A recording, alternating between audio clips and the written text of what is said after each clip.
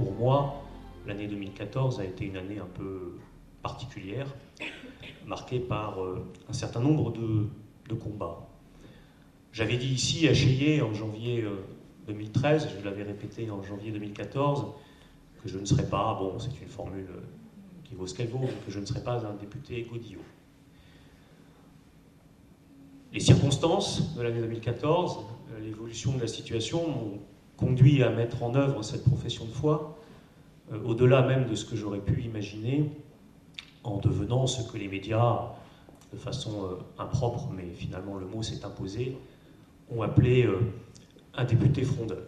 Je reste d'abord un député de la majorité parlementaire, et qu'à ce titre, j'ai voté la quasi-totalité des projets de loi en 2014 qui ont été présentés par le gouvernement que je soutiens. Je suis même fier, en les ayant votés, d'avoir participé à la mise en place d'un certain nombre d'améliorations dans la vie quotidienne de nos citoyens ou d'un certain nombre de progrès sociaux. Je suis fier, par exemple, d'avoir voté en janvier, je crois, la loi consommation, qui a accru la défense des consommateurs en introduisant notamment en France ce qu'on appelle l'action de groupe.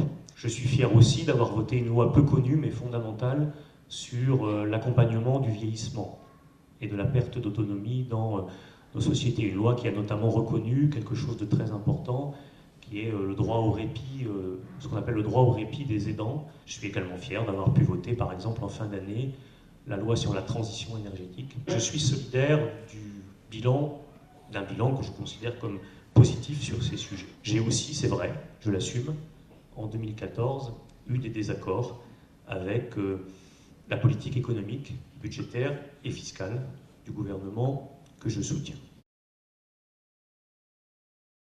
Je n'ai pas approuvé les décisions qui ont été prises au début du mandat de François Hollande et qui ont contribué finalement à augmenter de façon assez sensible les impôts des gens modestes, des couches populaires et des classes moyennes. Je n'ai pas été d'accord d'abord pour des raisons démocratiques, parce que j'ai considéré qu'en faisant cela, nous avions un peu tourné le dos à un engagement que nous avions pris dans la campagne, de redresser les comptes du pays, mais de le faire dans la justice, c'est-à-dire en mettant d'abord à contribution les couches les plus aisées de la société.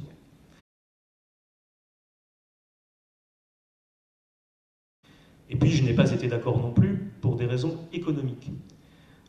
L'analyse que moi je fais de la crise économique que nous traversons me conduit à penser que ce qu'il faut faire en priorité, c'est au contraire soutenir et renforcer le pouvoir d'achat des couches populaires et moyennes pour stimuler la consommation qui me paraît être la clé de la reprise économique. Je suis tout à fait d'accord pour aider les entreprises qui en ont besoin, les entreprises qui sont soumises à la concurrence internationale par le coût du travail, les PME qui exportent, les entreprises qui s'engagent à créer des emplois, à investir ou à augmenter leurs dépenses de recherche. Mais je ne suis pas d'accord pour que l'on déverse 40 milliards d'euros de baisse de charges et d'impôts non ciblés sur l'ensemble des entreprises et sans demander le moindre engagement sur les contreparties que ces entreprises peuvent prendre.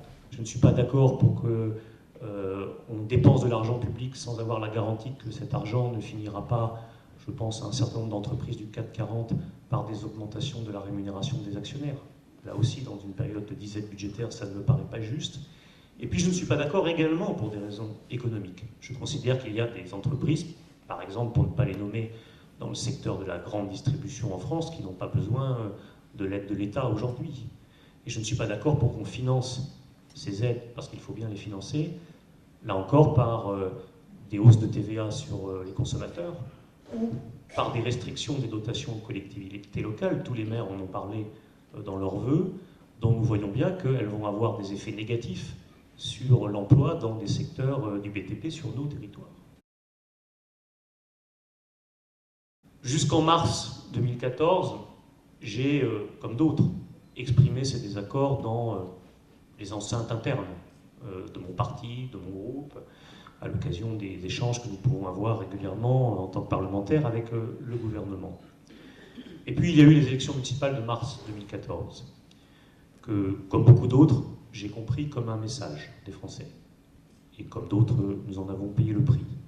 Un message de colère, un message de déception, un message d'incompréhension. Et lorsque j'ai réalisé que le président de la République et le nouveau Premier ministre Manuel Valls n'avaient pas la volonté de tirer toutes les conséquences, de mon point de vue, de ce message des urnes, avec un certain nombre de collègues, nous avons décidé que le temps était venu d'une réaction parlementaire.